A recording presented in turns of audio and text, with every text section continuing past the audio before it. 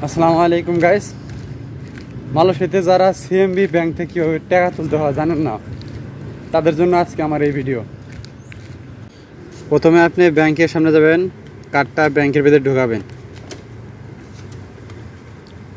এরপরে ATM select করবেন, এরপরে ভাষা সিলেক্ট করবেন ইংলিশ, এরপরে পাসওয়ার্ড দিবেন। পাসওয়ার্ড দেওয়ার হলে টু কন্টিনিউ এটাতে ক্লিক করবেন, ব্যালেন্স চেক দিবেন। আমার ব্যালেন্সে এত টাকা আছে এবং উইথড্র করবেন, ইয়েস দিবেন।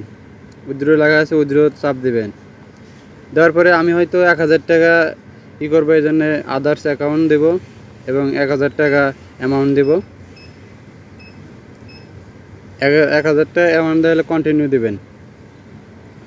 কন্টিনিউ দেবে, ইয়েস দিবেন। দেখবেন টাকা গোনা শুরু হয়ে যাবে। মূলত এভাবেই কিন্তু টাকা উত্তোলন করা হয়। এরপরে কার্ডটা সংগ্রহ করবেন,